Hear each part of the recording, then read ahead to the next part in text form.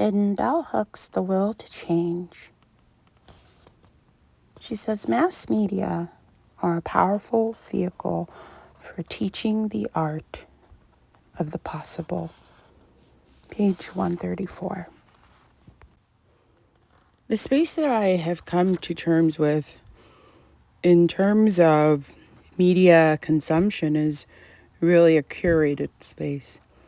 It's inevitable, as in this Instagram video at NWE, that in order for me to celebrate or take in an image that is celebrating what is beautiful in terms of my body requires proper and careful curation. And that is a possible pathway to healing.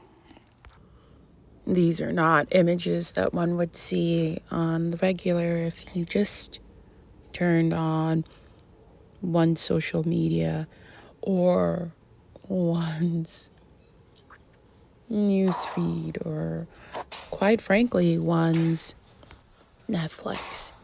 Yet, our images and our mannerisms are utilized for forms of entertainment.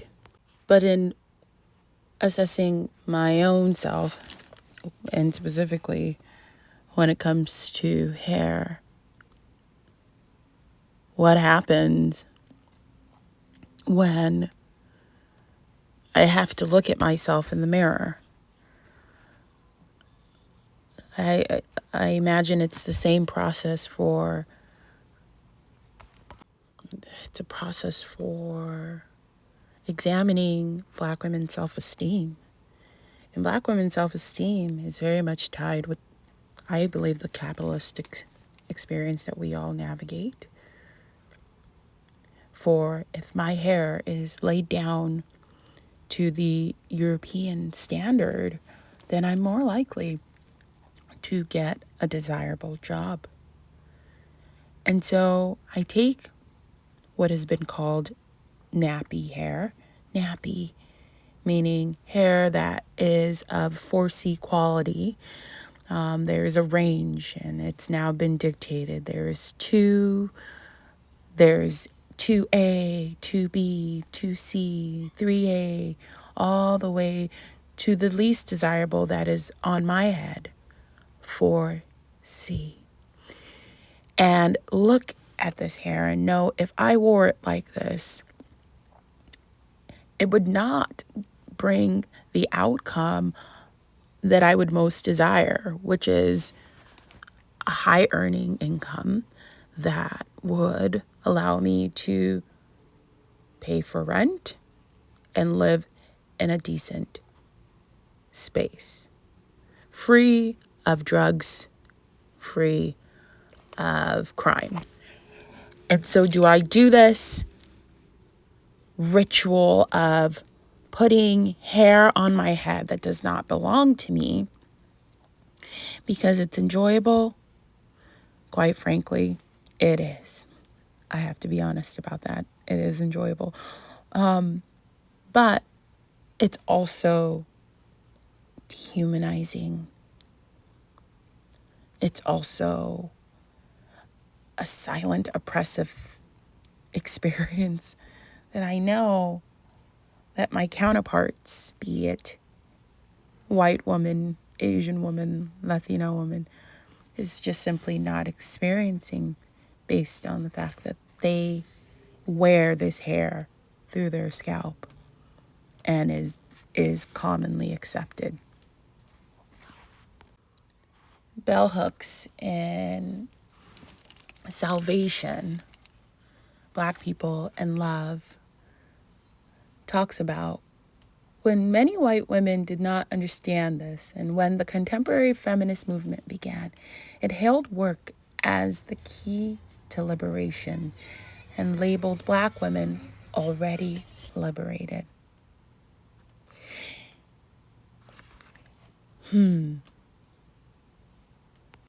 Well, these workspaces were often spaces where you could be a caregiver, a cleaning lady, one could show up in this way. This is found in page 162 of Salvation by Bell Hooks. The Crown Act just recently came to fruition, standing for creating a respectful space, really, for natural hair. This act came to fruition in June of 2019, anchored by the Congresswoman Holly Mitchell and signed by Gavin Newsom. 2019 is not a long time ago. It's very recent. It's also why I am currently putting this curly wig on my head. In The Will to Change, Men, Masculinity, and Love, Bell Hooks on page 29 talks about when she uses that term, imperialist, white supremacist, capitalist patriarchy, to describe our nation's political system. Audiences typically laugh, I think, because they have no other place to put that uncomfortableness, because there's no other way to explain what that is. So, in utilizing, again, Black feminist theory and thought from most specifically Bell Hooks, and recently Cecily Bowen's Bad Fat Black Girl, Notes from a Trap Feminist Experience, she coined the phrase trap feminism. And this book is riddled with so many layers of how one can love themselves being Black and in the body of a fat Black woman, not in the hourglass Black fat, but in just loving thyself in the frame that one is. She celebrates that experience. She celebrates the experience of sexual wants and needs, and she also, I think, she demystifies the idea that being big and not curvy, in the ways, in the right proportions, has still gotten her the attention of men. And to me, that is probably one of the biggest arguments here, in which maybe the book is so controversial, because she's basically saying, oh, these European standards, or in the Black perspective, our standards of wanting the hourglass shape, does not stop her from getting all of the attention that she requires or needs as a heterosis Black fat trap feminist. And to me, that was very, very, very, very, very, very enlightening, and also really, really fun to read.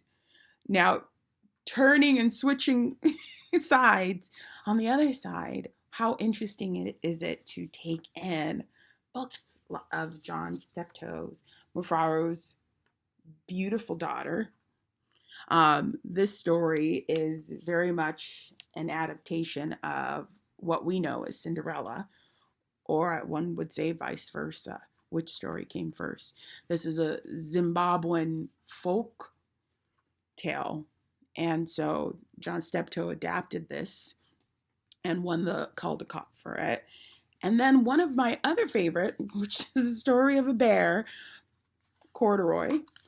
Corduroy is a bear who doesn't have a button, and written by Don Freeman, and spends his whole night seeking and searching for a button. And the only character in this story that accepts him for who he is this character named Lisa. And Lisa is quickly told by her mother, her very Black and busy mother, that this toy, I don't have any more money, and this toy is broken, so you're gonna have to keep it going. But probably my favorite line, which is the last page, is "You must be a friend," said Corridor. "I've always wanted a friend." "And me too," said Lisa, and gave him a big hug. The story has our protagonist, a bear. But I would dare say that Don Freeman was doing something pretty revolutionary back then in 1968 when he chose a black girl as his second lead. The other one that I have read here is "I Like Myself," and it's written by Karen Beaumont. And it's just a wonderful tale, and it goes something like this. "I like myself. I'm glad I'm me. There's no one else I'd rather be. I like my hips. And it just keeps going on and on and on. And it's such a wonderful tale and such a wonderful experience to see a black girl being silly and awkward and funny and just bouncing around. And it's in these forms that one sees the possibilities of what healing can look like, at least in my book. It comes from all forces of intervention, from the feminist theory perspective that we get to respect, and from the black woman's feminist perspective, from the trap feminist perspective, and also from popular media, popular children's stories, popular films that I hope to interrogate and find and hate and love and share to hopefully help me really shape my inquiry question to the best of its ability. And how how does this bring me closer to my inquiry question?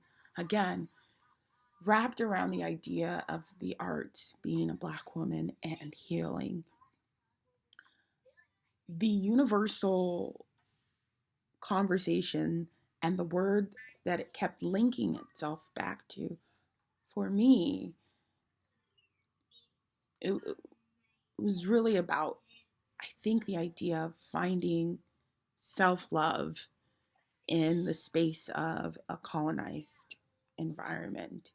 In page 13 of Sisters of the Yam, the justification of wearing a mask is obvious when we consider the circumstances of living in conditions of legal racial apartheid, where black folks had so little recourse with which to address wrongs perpetrated against them by whites. It became an invitation to utilize the feminist black theory. How can I utilize feminist theory reshaped by bell hooks? How can I use trap feminist theory? And in some cases, hip hop feminist theory to make paradigm shifts in how black women and black girls show up on screen and on stage. These modes of storytelling have shaped our lives